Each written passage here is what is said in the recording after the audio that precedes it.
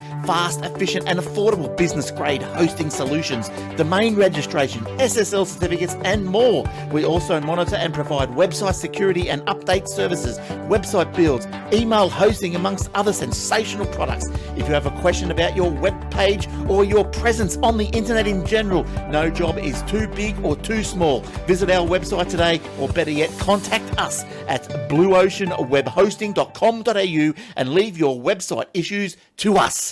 Big ones, little ones, fiddly ones, powerful ones, the ones for the car or the truck, caravan, boat, mobility scooter, solar system.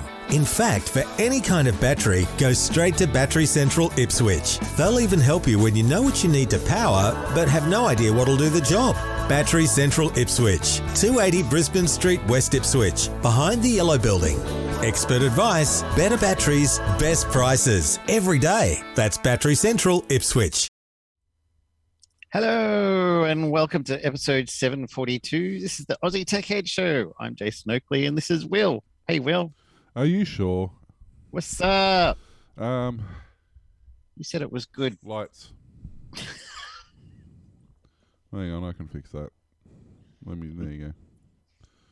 How's you been? You know. How's your wheelie been? Plodding along. I got some new headphones. Pretty cool. It's got this thing. They're white. Wait, yeah, they're all white. Let's back out again.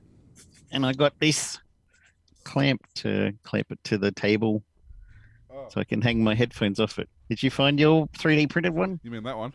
Yeah. It was sitting right. I knew it was there. Yeah. So, yeah. That's almost exactly the same as yours, except different. Yeah. Almost exactly the same, but not at all. I discovered over the time I can't use it on this table because this is one of those old 1970s chipboard tables with laminate tops. Yep. You know, on the really skinny steel legs. And this screw part, when you screw it up, it just eats into the chipboard. Oh, that'll hold it on really tight then. After you've used it a couple of times, it just moves, so you tighten up a bit more and more chipboard. See, look, that's all covered in chipboard. Yeah. So you keep tightening up, and it just keeps eating into the chipboard. So it's a bit of a wind-up, governor. Yeah, can't really use it on this table. Oh, well. Mine's got like this laminated top, bottom, sides, and everything. Yeah, if it had the bottom, laminated bottom as well, it'd be fine. But it's not. It's pre that. It's It's ye oldie. Ye oldie tabley. It's, you know, the ones that have got the ones that you lean against and you can't walk away an hour later and you're just covered from the waist down in chipboard. All of my kitchen cupboards, especially the ones up above the stove, are all chipboard from 1970s. Nice. So the stove every day has got like sawdust. So you wipe off all the sawdust. Next day, sawdust everywhere. Wipe off all the sawdust. Turn it on. You get a nice woody smell of burning wood. If you like that kind of smell, it's really good. Makes you feel like you're cooking on an open fire. Yeah. Even while you nearly are cooking on an open fire in that case. Yeah, well, I remember my grandma's kitchen the house was built in 1920s, in the mid to late 20s. Yep.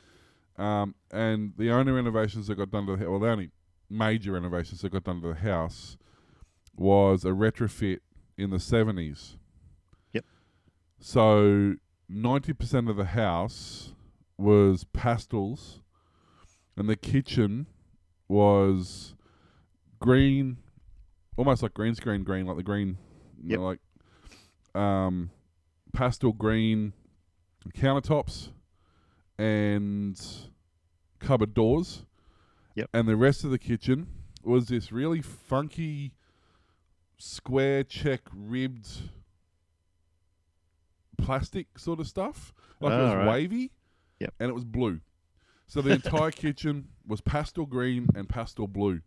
Dear, very 70s. First thing of a morning, you walk in there and you're just like, ow, my eyes. It's not quite that bad here, but it's still, everything looks 1970s style. I mean, it was that old. It had, like, the feature wall in the back of the kitchen was burnt orange. Yep. And The table and chairs was that really lovely brown color that everything was back then. Yeah, everything's brown here. And the carpet in the kitchen, because that was the thing, was purple. I see. And the clock on the wall was stamped copper. Yep. With peacock feathers stuck in it. Oh, okay. Because fashion. And like over the years, obviously that tiny thing, but the kitchen, in my entire memory of that house, even when it got resold and rented out later on, and one of my family actually rented it 10 years after Grandma died. Yep. The kitchen still hadn't been touched. The entire house had been renovated. Yep. The kitchen's still exactly the same as it was. The one main thing you would think. And even all the cupboards, the handles were like a bone ivory curl with a button you had to press to unlock the every single... Yeah, my grandparents had that. Every single cupboard was the same. It's like, wow, really? Like, they renovated the bathroom like 37 times and it was perfectly fine. It's like you couldn't spend a few dollars on the kitchen. Yeah.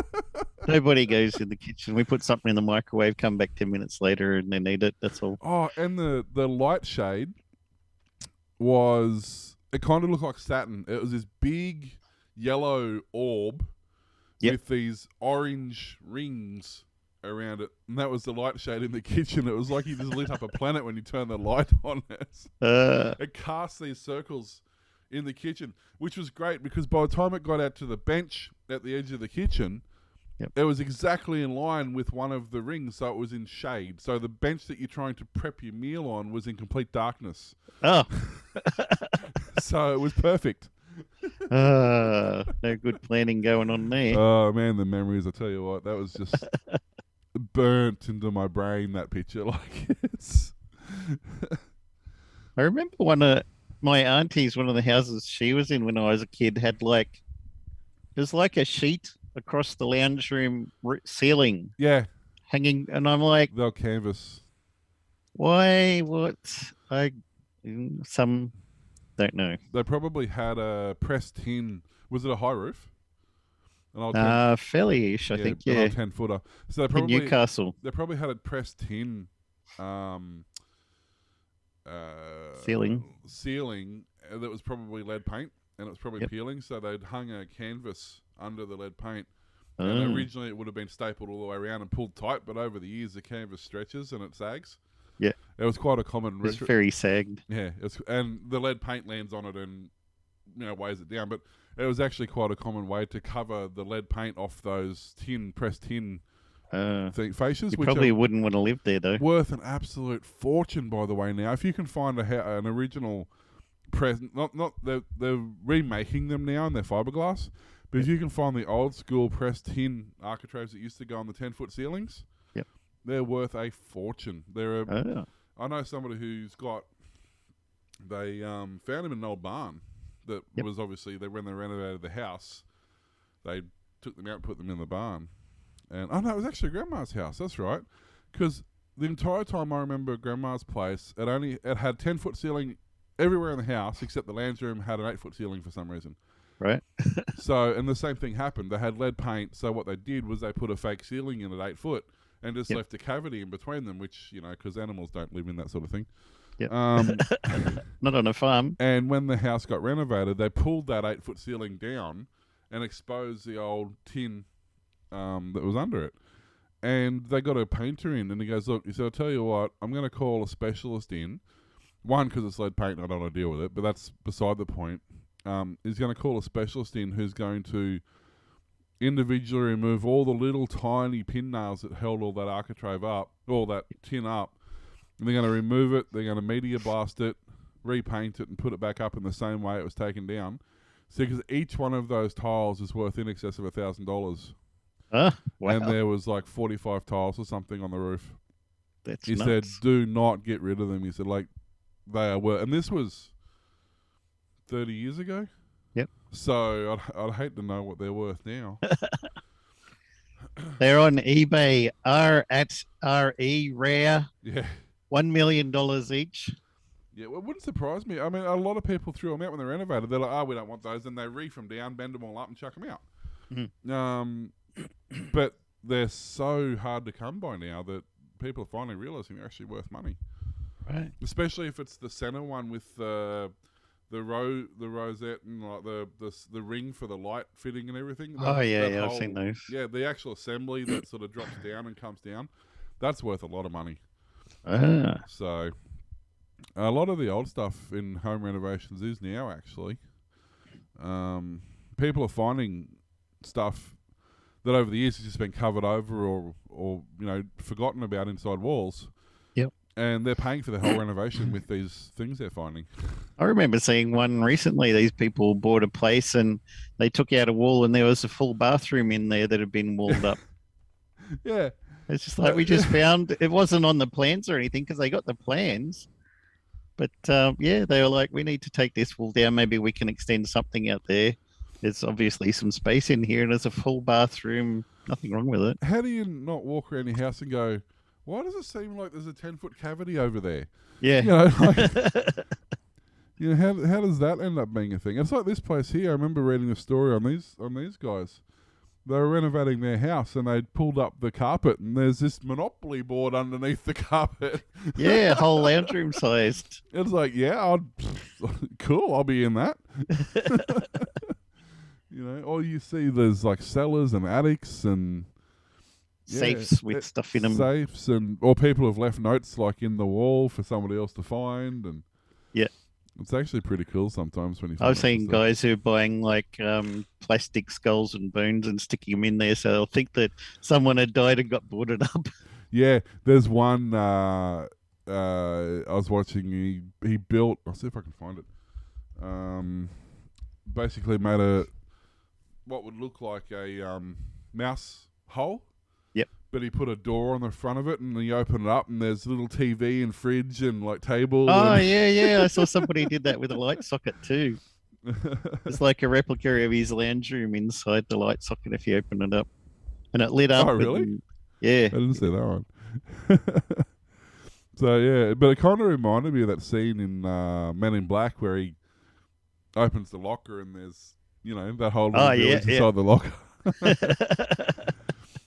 And it turned out that our universe was inside a locker as well. Yeah. After we were in a marble bag in the first one. Yeah. The second one we were inside a locker. It's amazing like what people find when they're doing renovation. I mean, I've never found anything. The coolest thing I found was an old like 1940s or 50s or something Coke bottle. Yep. That was pretty cool, but some people find all sorts of stuff.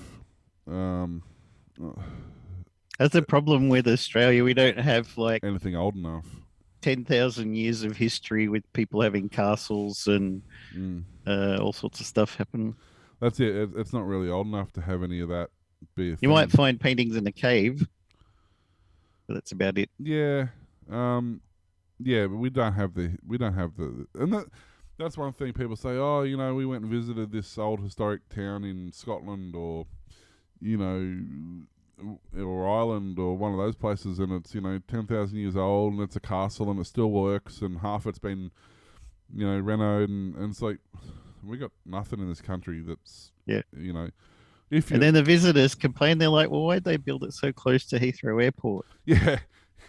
Exactly. It's too noisy. And you're like, what?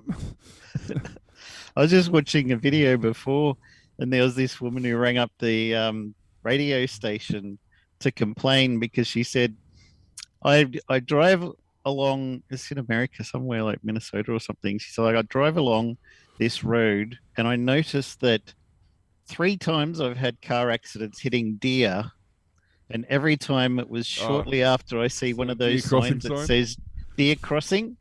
Yeah. And she's like, why do they put a crossing for the deers on the interstate? Why are they telling the deer to go across there? And he's like, no, ma'am, listen, no, that's not for the deer. It's to let you know that it's a heavily missing is all that's going on there. I want to voice my opinion on something that's been bothering me for a really long time. Okay. I tried writing the newspaper and contacting TV stations, but nobody seems to want to stay with this. So that's why I'm calling you guys. What's the issue? Well, over the past few years, I've been involved in 3 separate car accidents involving deer. Mm-hmm. With the population and everything. Each of these incidents, they've occurred shortly after I saw a deer crossing sign on the highway. Well, my frustration is that Minnesota and North Dakota Departments of Transportation would allow these deer crossings to be in such high traffic areas. I mean, I've even seen them on the interstate. Why are we encouraging deer to cross at the interstate? I don't get it. That's such a high traffic area. I mean, Are you kidding? I understand that deer are wild animals and they need to travel across the streets occasionally to survive and, of course, to find food, but it seems to me that so irresponsible of us to allow these deer crossings to be in areas where these deer are so likely to be struck by oncoming traffic. I mean, wouldn't you agree? Um, I mean, it's What do you say to that? Yeah. Checkmate, atheists. But there goes the whole survival of the fittest theory. What? How people like that even live? Yeah, I know. And it's like, how did you get to even get a driving license in the first place? Yeah. And he goes, that's not for the deer. It's for the people to know there's heavily populated by deer in that area. She's like, no, it's for the deer. Yeah. It tells them to cross there. That's how they know. Yeah. It's like, okay, we'll get somebody onto it then. Don't worry. Yeah, let's go to the next caller. Next caller. Are you saying? Yeah, that was one of my favorites. And there's another one with a guy who report his car works during the day. He rings the BMW dealership, and his car works during the day, but it doesn't work overnight. Yep. And she says, "What do you mean?" He says, "Well, over day I put it in D for day, and I drive around perfectly fine. But over night time, when I go to put it in night mode, it doesn't go anywhere." Ah. And she's like, "What do you mean night mode?" He goes, "Yeah, I put it in N for night mode, and the car won't move." Only drive at night. That's how you save petrol. There's less traffic on the road. You got one of those special nighttime only cars. I'm like, I can't even begin to understand some people. Like, oh dear. Should we do some news?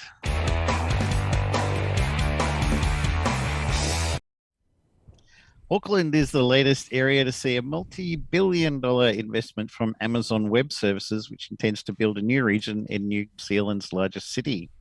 3 availability zones linked with fully redundant, dedicated fibre links will be built and opened in 2024, AWS said. The total investment in the AWS Asia-Pacific Auckland region amounts to an estimated $7.5 billion New Zealand. An AWS commissioned economic impact study suggests that around 1,000 new jobs will be created, and that the region will generate a financial impact of $10 billion over the next 15 years. Anchor tenants for the Auckland AWS region are expected to be the New Zealand government departments, banks like ANZ and BNZ, AirNZ, Xero, Vodafone, and others.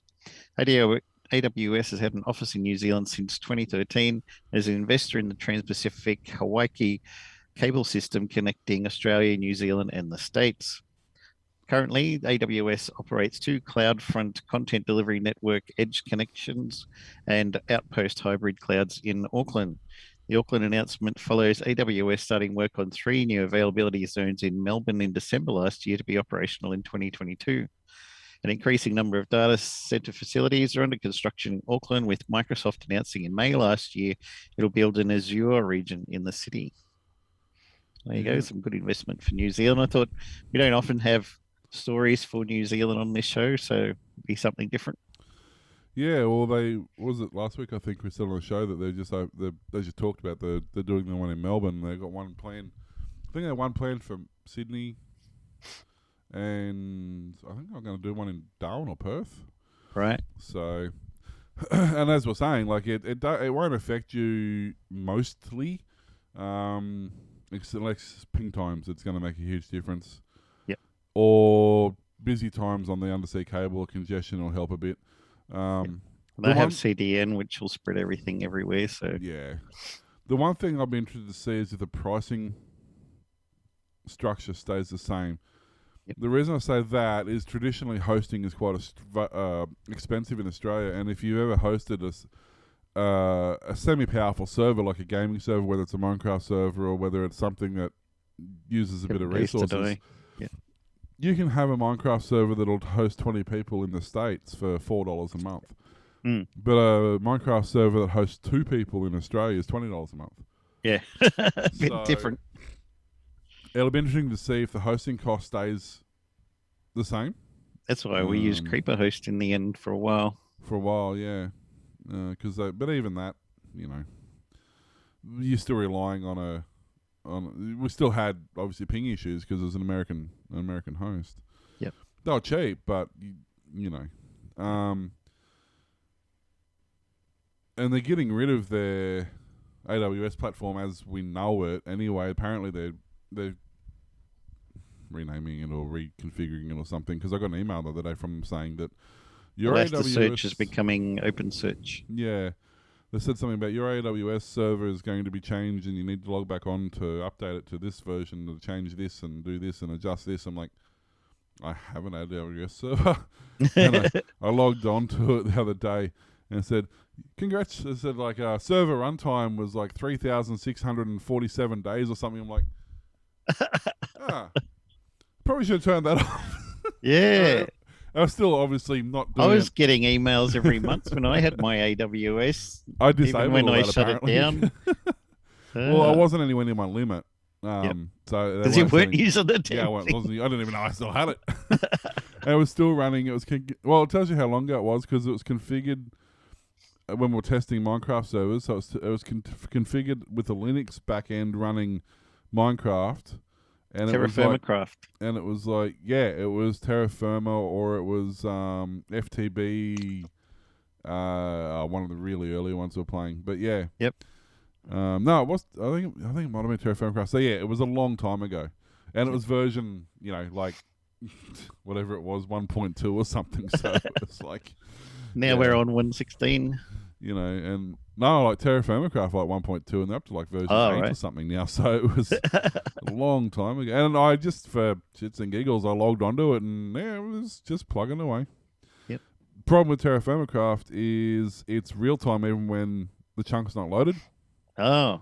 So after that, Your crops all grown really tall. Everything was dead. The animals were dead. The crops were dead.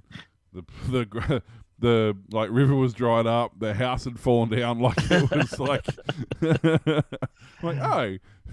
apparently, if you leave the server running, it continues to run the game. So that's still running, by the way. I couldn't figure out how to turn it off, so I left it running.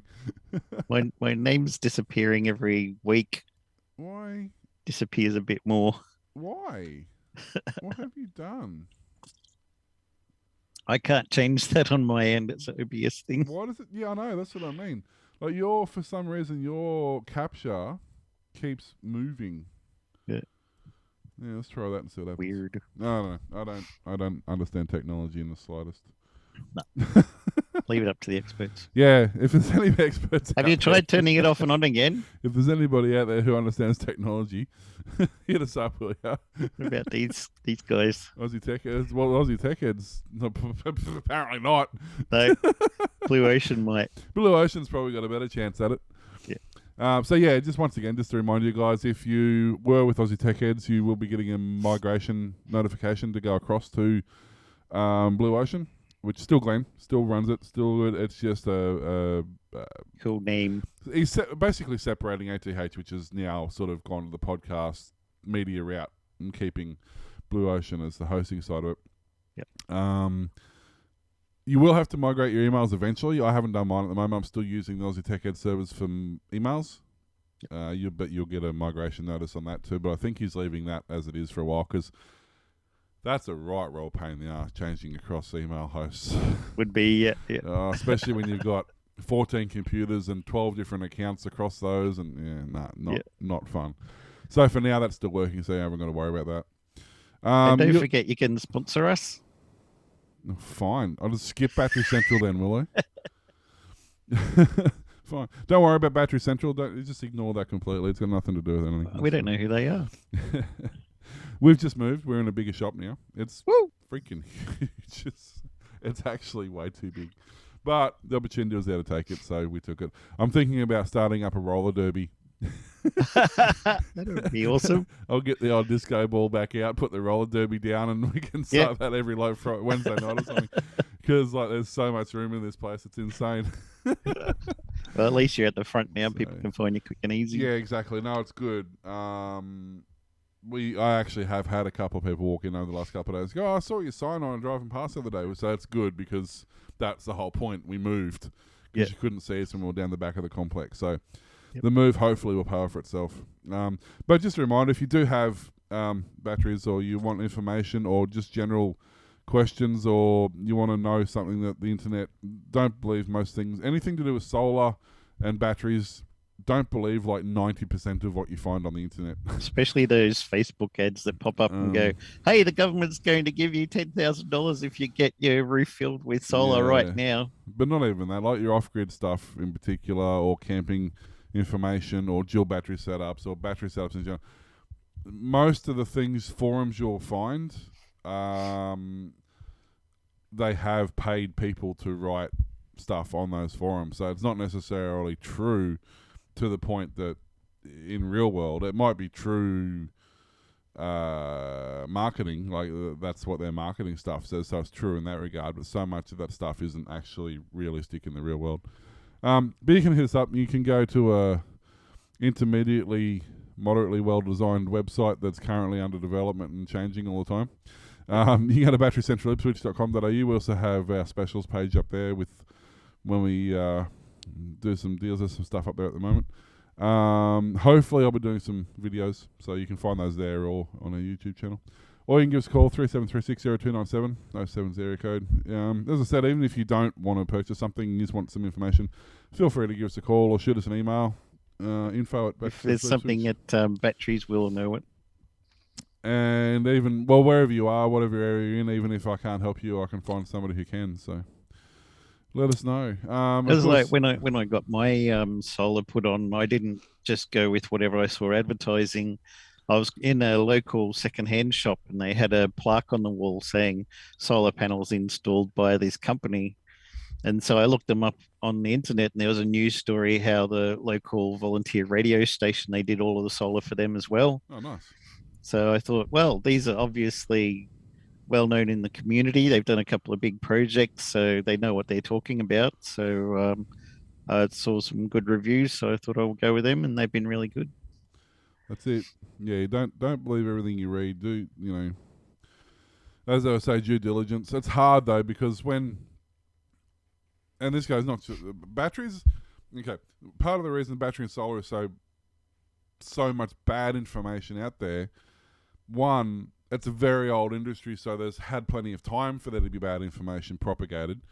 Yep. But most people who write an article or write information are doing it because they're paid, not because they know what they're doing. Even as when it comes to dealing with companies directly, and I have this problem on a regular basis, I can pick up the phone and go, hey, your ad says this, but is this actually legit? Like, can I buy your battery and do this with it? And they go, oh. So even half of the companies themselves aren't aware of what their product does. Yep.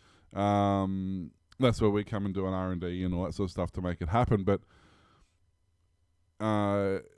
it's true across the board. Like, don't just internet search stuff. It's fine to get leads and get information and get ideas, but when it comes to actually doing something, ring the people who have industry experience. Yep. The people who have nothing to hide and the people who know what they're talking about will give you information openly. The people who don't know what they're doing and are afraid of revealing secrets because they know something that nobody else knows, which means they don't know anything, are the ones who they won't want to give you information because they don't know it. They'll probably have a super amazing deal that's too good to be true, a limited time offer, throw in some steak knives. Exactly. And if you say to them, well, what's this and how old are these and when were these made and what do they do? And they go, look, do you want it or not? It's like, well, I that's all I just indicator made that- this company this morning. I shut down my last two solar companies because of bankruptcy. There's one in Australia like that. I saw it on the. There's a couple. You go to the Whirlpool forums, and they're like, what do you think of this guy? It looks like a really good deal, too good to be true." They're like, that guy has had 4 solar companies in Australia. They've all been shut down, and he just spins up another one, and off he goes again. And the problem is, those 4 companies that he's already had, you can't get support anymore because they don't exist. That's right. There's several battery companies or battery sellers like that too. There's a couple at the Gold Coast and a couple up at Cairns that I'm aware of. Not Cairns, Bundaberg. And they do, you see their ads. They're one of the very common companies. You see their ads all the time pop up on Facebook and pop up on Google as paid ads. And this one particular company has, I'm aware of 3 iterations that they've shut down and reopened the company. But they're even more cheeky than that. They've shut down and reopened the company with the same company name. Because they've deregistered the company. And then the next day, they've gone and re-registered it with new owners. Which is the same people. So it's under new management. Yeah. So the same company, and people don't see it because nothing's actually changed. It's exactly the same from a trading point of view. Yep. But your Fred's batteries, right?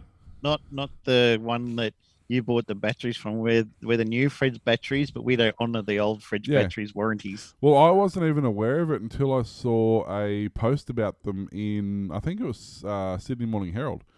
They actually said, beware of this company because this is exactly what they're doing. How does that stay legal? Because they're shelf companies, because it's done by a trust, and they just open a shelf company which has no ramifications and no authority and there's nothing there. If it dies, nothing happens. They order 10 containers, bring 10 containers in, don't pay the supplier, and then when the supplier starts threatening for legal action to chase them for the money, they just shut down the company, transfer the fire sale the stock to the new company, that's the old company, and sell that one for the next 6 months until they run out of stock and do it all again. Yep. And it's rife in the industry. There's one company I know that's doing it. There's one I suspect's doing it. And there's a dozen that I'd be really surprised if they weren't doing it. But it's such a fickle industry. It really is. And the problem is most people think, oh, it's a car battery. Just here, have that one. You know, I'll go out to your place and install your car battery. It'll be $35 and you can have a battery and install it. And it's like, yeah, okay. So that's a battery that's going to last 3 months. Yeah. And you're not going to get a warranty because they're not going to give it to you because they're not going to be around in 3 months' time to do it. They only got a mobile number and a car that drives around with a few stickers on it. Yeah, and this is what we're facing as a. I mean, don't get me wrong. Look, I'm fortunate that we have the customers we have, and I'm glad that we do. But as an independent operator, we face this all the time. We don't have, well, by choice, we don't have preferred suppliers. There's batteries I prefer to sell, but not necessarily through a particular supplier. I can get them from several different suppliers. So my job is to pass the best deal on to the customers. Yep. But there's people who are selling the same batteries I'm selling they're either selling them at $10 on cost to make a sale because they're operating out of their mate's workshop who's got a container in his backyard and they don't have any overheads. Yep. You know, so I might charge, let's say I charge $200 for a battery, which if you went to a bigger company that's purple and yellow, it might be $300. Yep. But Bob's Garage down the road is selling the same battery for $150. Yep. You know, because they don't have overheads. It's a really and if you want support later, well, that's the thing. luck. But the thing is, they don't know what they're selling you. That's just the battery that they have that's going to fit your car. They don't know anything about it. They can't tell you where it comes from. They can't tell you the lifespan. They can't tell you how reliable it's going to be. They can't tell you the capacity of it. They can't tell you any of that. Yep. It's just a battery they have that's going to fit, and you take it or leave it. And make some money. You know. And half And you the were ti- saying there's a lot of them are just rebranded anyway. there's a lot of batteries that there's that Fred come out Super of Lithium. well, for example, there's there's some really good manufacturers who make different levels of batteries. So for the manufacturer we use, for example, I know for a fact they make 5 levels in their battery range. We deal with them in the top 3 tiers. We get the top 3 tier batteries that they produce. One of our, I won't say competitors, somebody else in the same industry who sells a battery that looks very similar, sells the bottom 2 tiers, sells their entry level one and the next one up. But they sell that as their standard line and their premium line. Now they put a 3-year and a 5-year warranty on these batteries. We're only putting a 2-year on the top range ones. Yep. But you read their warranty card and they're pro rata warranties. So the entry level one has a 6-month replacement with a 3-year pro rata, and the next one up has a 12-month replacement with a 5-year pro rata. And basically, if you're not sure what a pro rata is, it's worthless completely. But effectively, what it is let's say it's a $500 battery because it makes the maths easy, and it's got a 5-year pro rata warranty on it. So effectively, that battery is worth $500 the first year, $400 the next year, $300 the next year, $200 the next year, $100 the next year. But you won't get a replacement. What it means is if that battery lasts 4.5 years and wears out, that battery's worth $100. So when you buy the next $500 battery, it's only going to cost you $400, but that's okay because it's only cost the company $200 anyway. Yep. So they've now Win-win. got $900 out of you for something that's cost them $300. Yep. So pro rata warranties aren't worth the paper they're written on because they actually cost you more money because you pay more money for the product because they have to put a bigger buffer in to support the pro rata. Yep. So Wow. yeah, it's if you have pro rata warranties on anything, steer clear because it's a guaranteed to be a bad product in sheep's clothing. Because Come into Dodgy Brothers batteries. you wouldn't, well, it's not just batteries, but anything, you won't get a pro rata warranty on anything that's good quality because I'll just replace it after 3. You know, if it's got a 3-year warranty, it's a 3-year replacement warranty because I know that product will last longer than 3 years. Yep. If I give you a 5-year pro rata warranty with a 6-month replacement, it means that battery's only going to last 8 months. Yep. And then when you replace it, you're only going to get $200 off the next battery you buy, and I'm still making money on both the batteries you just purchased. Yep. And then I take that battery back to my supplier and go, hey, I sold this battery 3 months ago and it's failed. Give me another one. Yeah. So they get an extra one. not only do I make 2 sales from you, I get a replacement from my supplier. Wow. Yeah. What a scam. So they actually want pro rata batteries to fail. Yeah.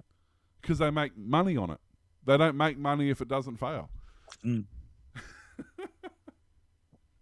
So pro rata warranties in most countries are banned Yeah. for that exact No reason. wonder.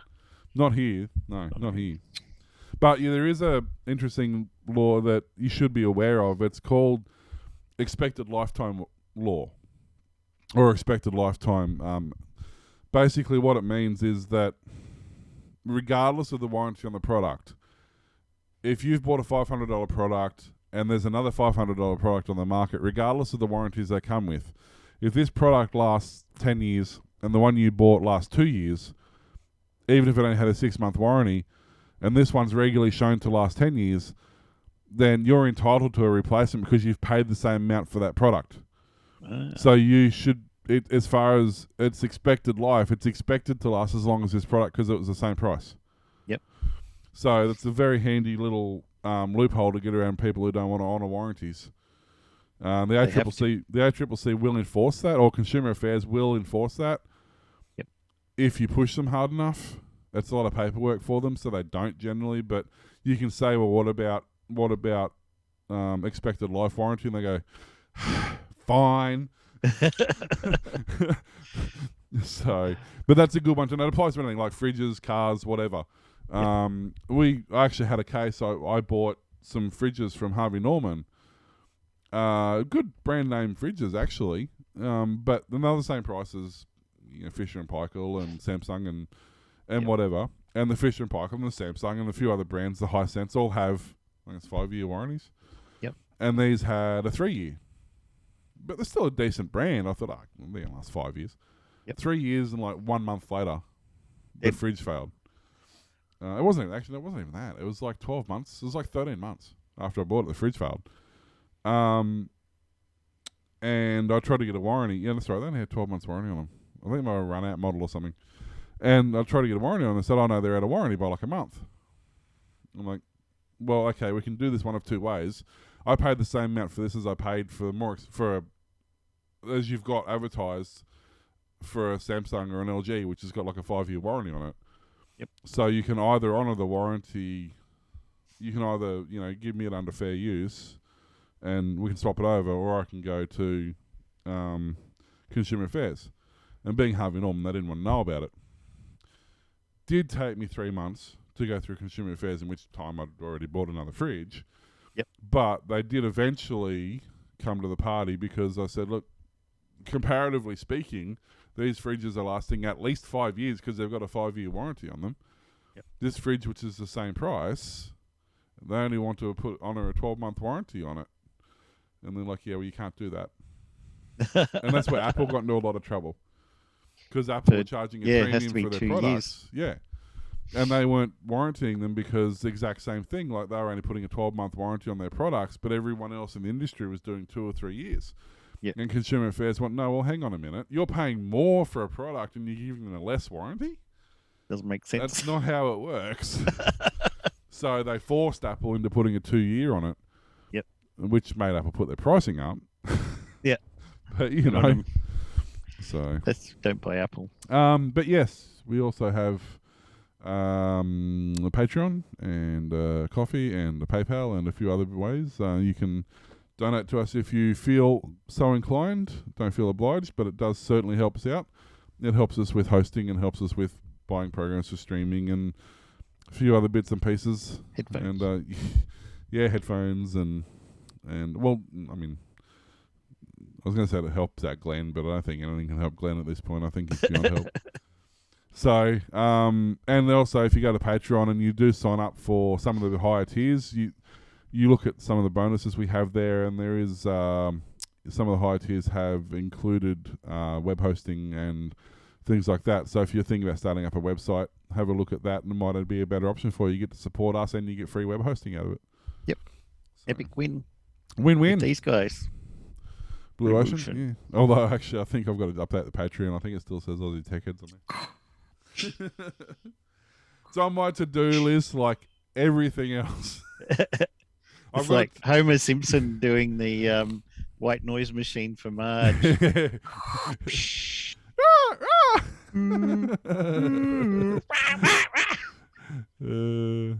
My to-do list has its own to-do list. Any wonder. My turn, isn't it? Right. Well, Steven's talking about iPhones. iPhone storage almost full after installing iOS 15. Yay! Congratulations, Apple. Good work.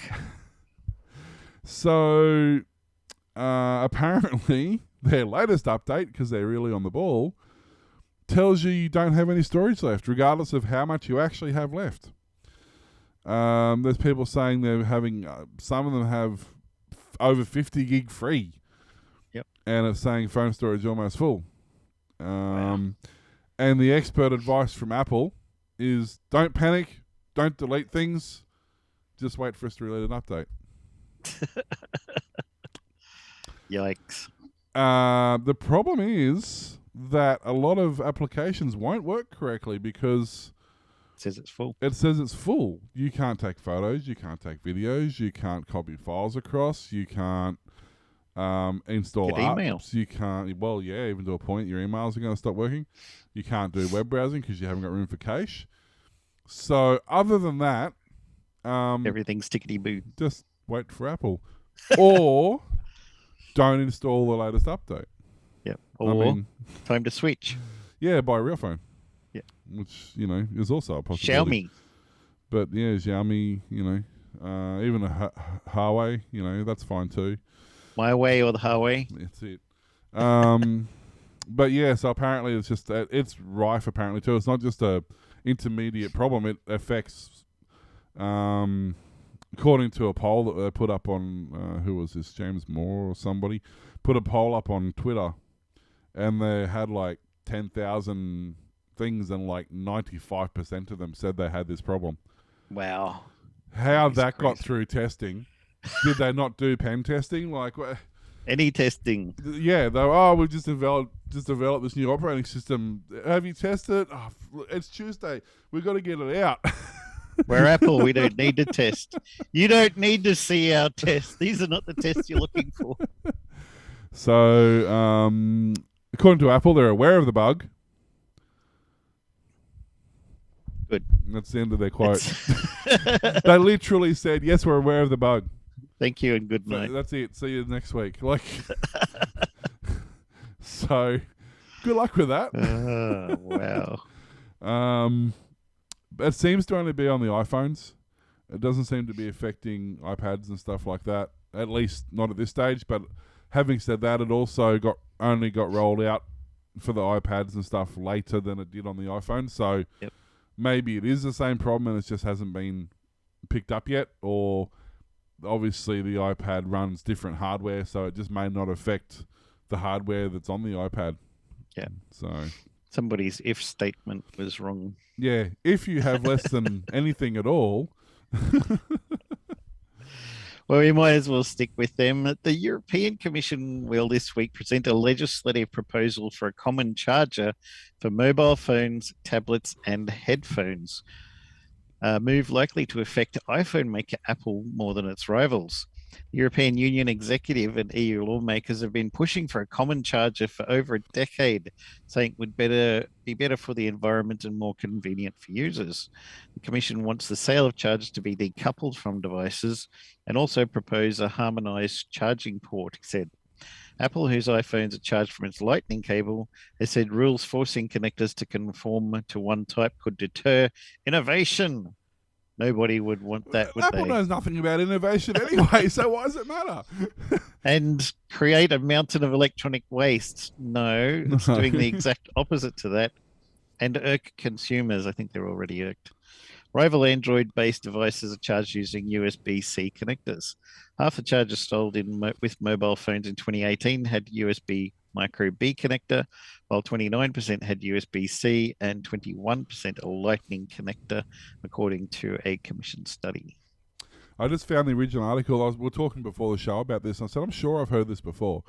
Yep. I just found the original article that goes back to 2016, Yep. where the Euro Standards Board, basically the ones who are talking about it now, put in a precedent that every mobile device that charges, that's charged from a consumer, so the person who buys it gets to charge it, must have a USB type port. So they don't they're at this article they're talking about Type C and how it's new and good, but they're saying it must have a USB style charge port, whether it's A or micro or mini or whatever. But they're saying like this, we're mandating now. The Commission's saying that everything that comes out from this point on must have this charge port. Yep. And then it says down here that in a follow-up article to that, Apple refused as of July. Sorry, this is a July 26, 2016. This article. The updated version was October 26, 2000. Well, that was 2015. The updated article was October 26, 2016. So almost a year later. Apple's refused to follow mandates and have been fined. It doesn't say the fine, but it says Apple's just willing to pay the fine on a weekly basis and ignore the mandates. Jeez. So They make so much money from selling the chargers that are specific for their devices. So basically, every other company in the world in 2015 switched to USB, except Apple, who now is still complaining that they don't want to switch to USB. Like, you've had 6 years, guys. 7 years. Like, if you haven't figured out USB technology by now... Just being arrogant. You know, We're Apple, we don't have to do what laws say. It's ridiculous. It's like, with Steve Jobs always buying a car every 6 months because then he didn't have to put a license plate on his car. Yeah. Because under the local laws, after 6 months, you had to put a license plate on your car. So every 6 months, you just buy a new car. Mm. There you go. I don't conform. I just do what I want. Yeah. Which, I mean, and I don't get it. Like, they have the USB-C can do like 5 gigabits a second or something, which is faster than what the Lightning port does anyway. Yeah. And it's Not more that versatile. lightning, then, is it? No, and it's, I mean, it was when it came out, but it's old. It's old news now. It was come out. Lightning came out in like 2000. Yeah. So it's 20-year-old technology. But like USB-C not only does charging and does data transfer and does OTC, there On the go. on the OTG. It does all that Apple currently doesn't support because Lightning doesn't support half of that stuff. You can't plug a USB thumb drive or a USB hard drive into your Lightning port and expect it to work. No. You can with USB-C. You can literally take an external hard drive with you if you want to do. There's actually an app I'm looking at. I have a really weird blind spot in the new shop we've opened up, and I can't really mount a normal camera there because it'd be, one, incredibly obvious, and two, where it'll sit would be like on the outside of the fence and put in a spot where anybody walking past could rip the camera off because it's like literally right at your face. Yep. And there's software I'm looking that lets me use my phone as a camera, which isn't that unusual, but it allows writing of the security data to an external hard drive. Oh, okay. So I can literally plug an external mini hard drive into my phone on the USB-C port, and I can record the captured video data to like a 1 terabyte external drive, and I don't have to worry about it unless I even need to go back and check it. Yep. And the phone's going to tuck it. It's literally going to sit actually on the inside of the shed. I'm just going to drill a little pinhole to mount the camera through to see the outside. Nice. Then it lets me run just I can go to Officeworks, buy a $50 external hard drive and plug that in. Yep. There you go. You can't do that on iPhone. No. And the other thing I like about the USB-C is you can do, well, depending if your phone supports it, you can do phone-to-phone charging. Yeah. Yeah. Which sounds really dumb, and you think, who's ever going to need that? I've actually used it twice in the last month. Wow. Just me completely fitting. I mean, I get so lazy with charging my phone because the battery life is stupid. Yeah. Like, I can almost go a week and not have to worry about it. Nice. And I get so lazy doing it. And the other day I was at work, or I was heading to work, and my phone charger in the car wouldn't work for whatever reason. It decided just today I'm not going to work. It worked before and it's worked since, just that particular day. But I had because I was playing around with my phones, I had my piggyback connectors in the car, and I had the work phone in the car, and the work phone was on like 90%. Yep. So I just piggybacked the work phone, plugged into this one, and told it to charge them both, or equal the charge out at about. I think I told it to bring the charge down on the work phone to like 30%, which brought this up to like 60%. Yep. And it did it in like 20 minutes. Yep. Like, it was amazingly fast. I'm like, yeah, and whoever uses that, well, there you go. Yeah. And some of the new Samsung ones you can turn into a key charger and just put one on top of the other, and you they can charge. with the new Xiaomi's too. Yeah. I only discovered the other day this doesn't have NFC in it. Oh, okay. Apparently they do 2 versions, and I was unaware at the time. They Yep. do one with an NFC and one without. Oh, you would have got one with. And this is the one without. If I had have known, I would have got one with it. I mean, not that I use it much, Yep. but the few like Google Pay and stuff is handy. But I can use my watch Anyway. if I can find it, Yep. because the battery's gone flat, and I can't find where it. I got the charger. I had my watch on, and it beeped Somewhere. at me, and it goes, "Oh, that's flat. I need to take that off and put it on the charger." So you took it off. Somewhere between the lounge, where it was on my wrist, and the charger, which is 4 foot to my right, It disappeared. it disappeared. And I have no idea where. It went wherever those missing socks go in the I've dryer. literally got the lounge chair, and I literally tipped it upside down and shook the crap out of it, and like the entire gobbledock fell out of it. But I don't know what the hell I've done with. I had a phone little watch. Fitbit Zip, was a tiny little thing that you clip on. Yep. When I first got into Fitbit stuff, I thought I'd go with a cheap one to see if I like it or whatever. And when I upgraded to the watch, I went around to my daughter was living with her mum at that time around the corner, so I took it over there. I was going to give it to her, and next day, can't find it. Doesn't exist anymore. It's not in the house. The dog didn't eat it. Didn't fall down behind the couch. They searched the whole lounge room everywhere. It's just gone. vanished itself. Well, that's what this watch has done. It's.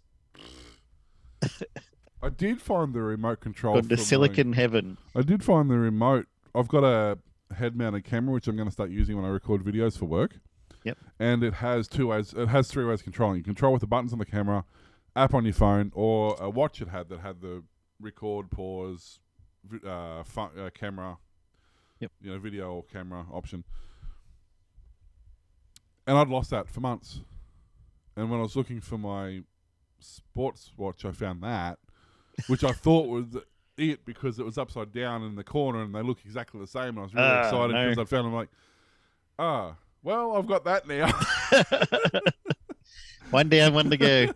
Go look for something else. The irony is I didn't even know that I'd lost that because I've never used it because I use the app on my phone because it's easier. Yeah. Because if you're holding stuff in your hand or you're already working on the desk, you've already got your phone anyway. Yeah. So I don't use the little remote thing it comes with. But yeah, so... Anyway. The problem with small technology... Yeah. Like this thing here. This is my Raspberry Pi W, the wireless, the Wi-Fi one. I lost this. I used it as a Octoprint server, and then I upgraded that to the other device I have, and I intended on using this as there's a program you can get called MediaSign or something. And what it does is it lets me run a back end and I can upload videos and it will just randomly play them in a loop. So it's like for advertisements and stuff like that. I put all the files on, put everything in, and then the next day I went to plug it into the TV to set the media side of it up and I couldn't find it. Like for 3 months I couldn't find it. Yeah. And then the other day I went to grab a USB stick out of, because I've got this isn't going to show up because it's green, but I've got a holder that holds all my my thumb drives. Yeah, I printed one. And for whatever reason, it was literally sitting in one of the slots where they were. Nice and tidy. I'm like, what? Why? I didn't. Anyway. I saw a Twitter post the other day. This guy had a photo of his new Apple AirPods. He said, "I'm never going to lose these MFOs." And then a week later, he replies to it going, "You're never going to guess what happened." I like the Xiaomi earbuds. They have I don't know if the Apple ones do. They probably do. But the Xiaomi ones have a Find Me. Oh, right. And they have they beep. You can press a button and they beep and you can walk around till you find where they are. You need that with all your stuff. I do. I really do. Get some Apple tags. You was going to say you can buy those Bluetooth tags that do that. Yeah. No, my luck, they'll go flat though. Before I need them. But speaking of losing the plot, the Queensland chuck-in. Well, same thing. The app. The contact tracing app, which is supposedly U-Butte and amazing and fantastic and reliable and bulletproof and secure and all those things, it's not. Stopped working for like a day. The Queensland, and so what was happening was if you were using the app, it would come up with an error saying location not found. Right. If you scan the QR code. And if you tried to enter the number, because all the QR codes have got the number underneath it, you can enter manually. Yep. You try and enter that manually, it crashed the app. Was it made by Apple, this program? So the digital economy department that apparently we now have, Wow. so that's not ominous at all, said they're experiencing minor technical issues of unknown proportions. It was them hackers. So how do they know it's minor if they don't know what it was? That discover. I love this bit. It was discovered through about 7 a.m. through routine monitoring. Not the fact that since 4 o'clock that morning they'd received about 20,000 tweets saying their app wasn't working. That had nothing to do with it. They discovered it all by themselves. Clever. And then their technical teams worked with their counterparts in the ACT, who are the mob that actually developed it in the first place, because they did the Australia-wide one in the first place. And they resolved the issue the next morning. So Whole day. I just find it hilarious. I think it's great. It really is. Wasn't there a couple of companies, Apple and Google, that built it into their OSs or something that everybody worldwide could have used? Yeah. But chose to do each spend millions of taxpayer money to make shitty ones that don't work. And then on top of that, Australia has its own COVID tracing app. Yep. And so does every state. When technically, if you believe the garbage that they write, you need to use both when you sign in. Because they're both mandated apps. Yep. If you follow the letter of the law, it means you haven't got to do anything because you can't be mandated without a direct contract. But aside from that, federal law always overrides state law. So if both the apps are mandated, then technically you only have to use the federal one. Right. Except the QR codes that the state one uses are different to the QR codes that the federal one uses, so you can't use the federal one in the States because they don't work.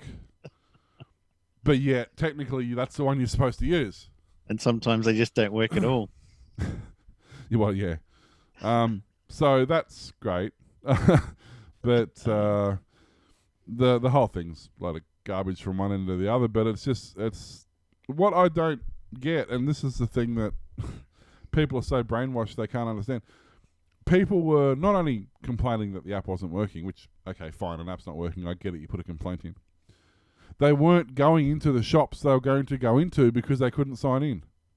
So people lost business. And then on top of that, the government places like libraries and stadiums and, government-owned organisations, the people who were trying to enter, who figured the app doesn't work, whatever, I'll just go in anyway, Yep. were then being confronted by police telling them they're going to fine them if they don't sign in. To something they can't sign And then when they couldn't sign in, the police said, well, you have to get out because you can't come in without signing in. I know this because it happened to a friend of mine. Yep. He then turned around and said to the cop, well, how'd you get in? The cop turned around and left. Don't have to answer that. He couldn't answer that. No. He's like, because technically they have to sign in exactly the same as everybody else does. Yep. And if he's in a location that he has to sign into and he couldn't sign into, he couldn't be there. Yeah. So he's given this group, there's about 20 people, they're actually having a work meeting, they're having a conference in the, it was in one of the Department of Resources, like Department of Mining or something, in one of the conference rooms. Yep.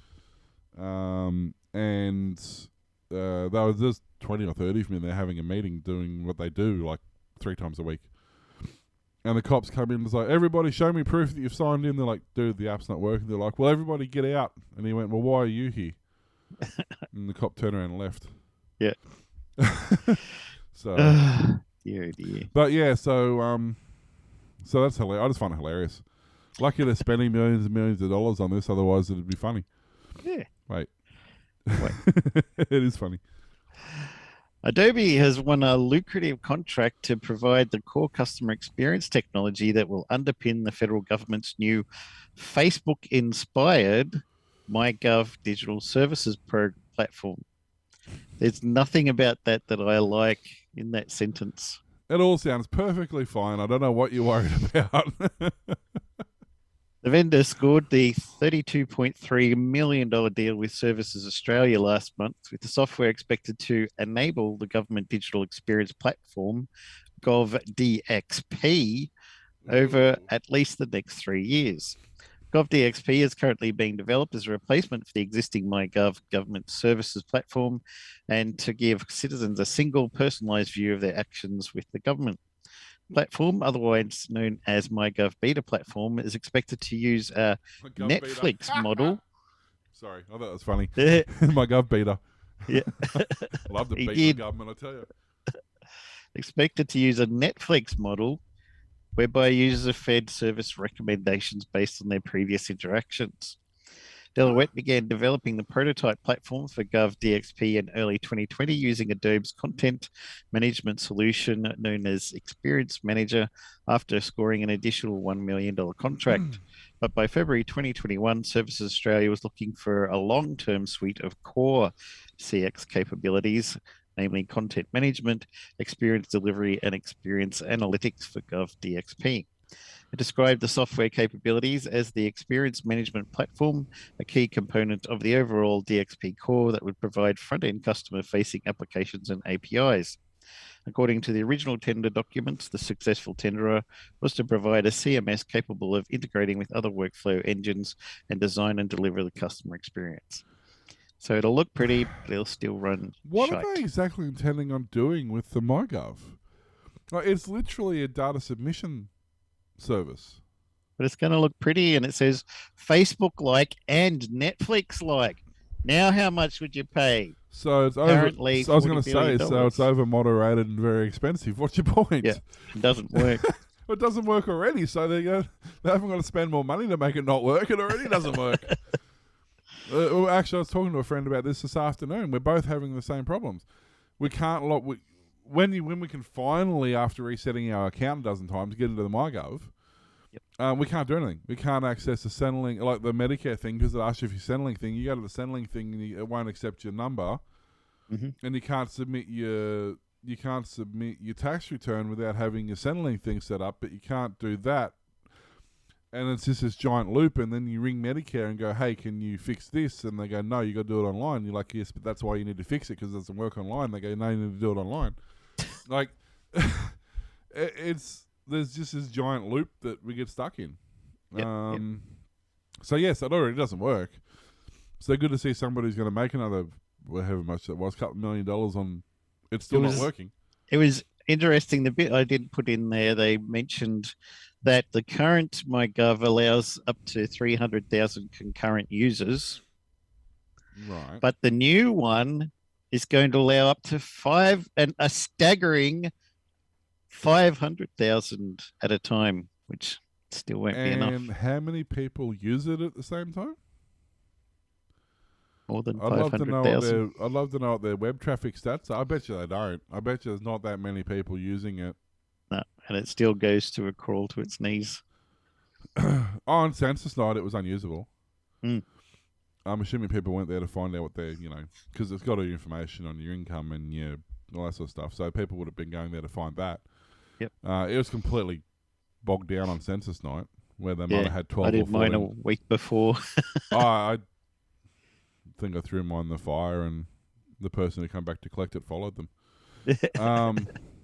Well, that's a funny thing too. I saw an article about it the other day. 75% of households have completed their census, but we're still waiting on the remaining 25%. It's like, but we need collectors, and it's like, you do realize that like most of that 25% are in lockdown, Yep. and half of them probably haven't been to their letterbox in 3 months because they're not allowed to. Yep. Good luck with that. So I know a lot of people who didn't complete it. They just sent them back. Yep. Didn't even open them. They just sent them back. Return to sender. Because on the front of it just says to the householder. All right. It doesn't specifically say a person. Yep. And they're like, well, screw you. And they just send them back. It's just a load of crap anyway. You can't tell me they don't have that information. Already. 27 different ways of getting it. So But they're complaining. Then they're still after collectors, door-to-door collectors, to go and collect it. They're paying decent money. They're paying like $1,500 a day to go and collect census. Nice. But you can't because they're all in lockdown areas. So it's like, what do you guys want? You know, you're making up the rules as you go, and you can't even talk to the other government departments. Yep. You know, it's so dumb. And it's like Queensland, like everyone's like, we're going to have a lockdown before the 27th, but nobody can figure out why. So because on the 27th, their emergency powers end, and they've got to have a lockdown to extend it. Because sure as hell, they're not going to let it slip through their fingers. They've got it now. They're not going to get rid of it. So there'll be a lockdown. And one day, snap lockdown. You watch. Just because. So they keep their emergency powers. But anyway. Crazy. Average consumer spends $273 a month on subscription services. They're spending more than ever on subscription services, according to a new report. Because they're huge. 2,500 people they polled. Anyway. But they polled them on how much they spent. Variety of subscription services. Finding people are spending 15% more than they did in 2018. The type of subscriptions have also expanded as more companies create digital platforms to lure investment customers. The average consumer surveyed said they spent $273 a month on subscription, up from $237 in 2018. It equals about an extra $430 a year. The researchers behind the study were also very interested in people's perception of how much they spend each month on subscriptions, finding that most people underestimate how much they actually spend. All the respondents to the survey were unaware of how much they actually spent on the subscription. And off the top of their heads, most need more than 2 tries to get even close. In 2021, 89% underestimated what they spend. In 18, 84% underestimated how much they spent. Nearly half of those underestimated were off by between up to $300. About 70% of respondents subscribe to mobile phone services and home Wi-Fi services, as well as TV and movie providers. Half of all respondents had Amazon Prime. Wow. The rest of this vary wildly, ranging from music streaming sites, gaming services, cloud storage, home security, newspapers, fitness apps, dating apps, meal services. There was also an increase in the number of people using subscription boxes, like those, Dollar Shave Club and whatever, those sort of things. All right. Meat to you and all that sort of stuff. Hello, Fresh. Yeah. Other subscriptions included book services like Kindle and Audible, and Dropbox, iCloud, OneDrive, that sort of stuff. Tinder, Match, eHarmony, and other dating sites feature predominantly alongside fitness apps like MyFitPass, Lose It, and Fitbit. So what you're saying is the people who had the fitness apps had the dating apps? Like, is that what you're trying to say? You got to go on a date. You want to be fit. Respondents had a number of newspaper and magazine subscriptions, as well as gaming services like PlayStation Now, Xbox Game. ADT, Nest, and Ring dominated home security, while identity protection like LifeLock and Identity Guard were popular as well.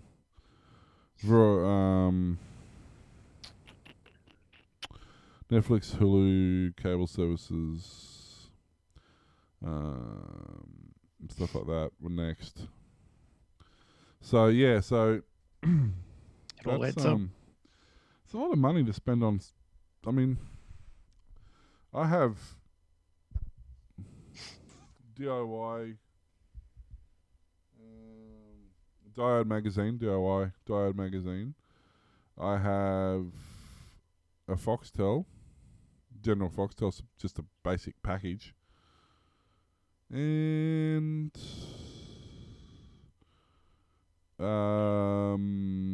Humble Bundle. But each of those are $10. Yeah, well, I mean the Foxtel's like $20 a month, but Humble Bundle and Diode are $10. Yep. That's the end of my subscription services.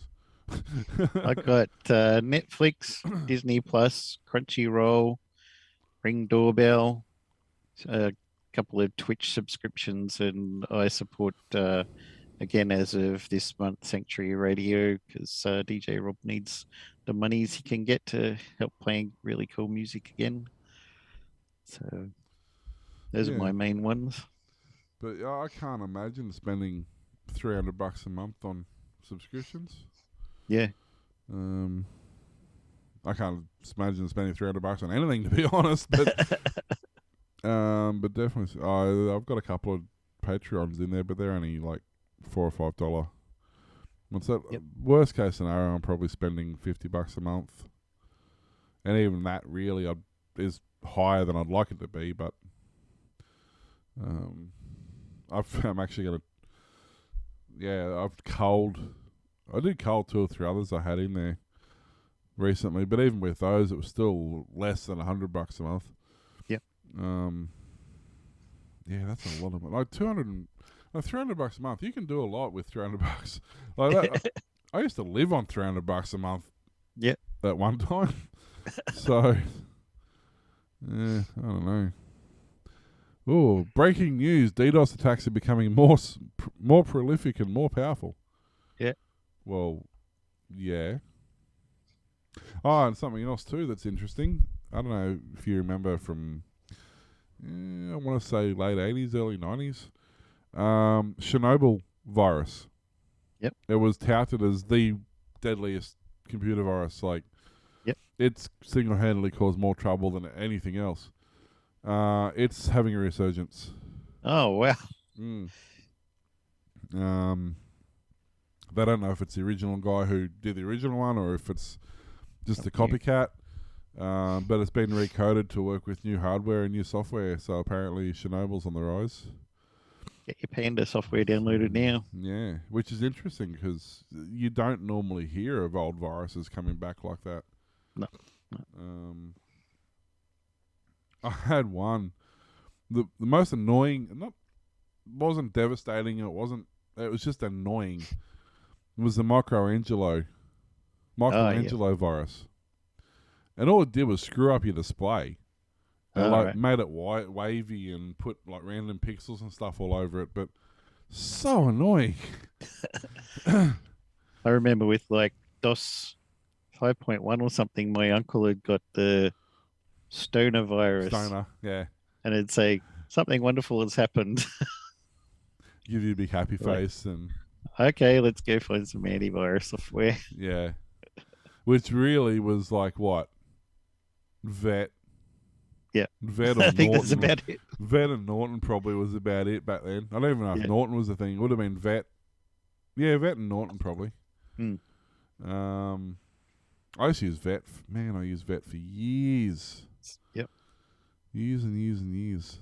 And then they just disappeared off the face of the earth. I think I stopped using Vet. I think they went away in 2000. Oh, right. About 2000. That's when I stopped using them. Yep. And then went to... Yeah, actually, that's when I discovered AVG. And I used AVG and then Avast. I used AVG for probably the next 15 years, and then I discovered Avast because AVG was getting bloated and slow.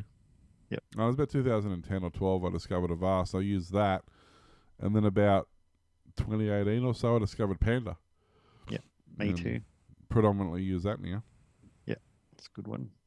So get it on there. Thanks for listening to the Aussie Tech Head Show. We can be found at Facebook, Twitter, YouTube, Patreon, and Coffee. Email us will or warlock at aussietechheads.com.au and go to aussietechradio.com. 24/7 playback of tech-related shows. See you next time. Bye.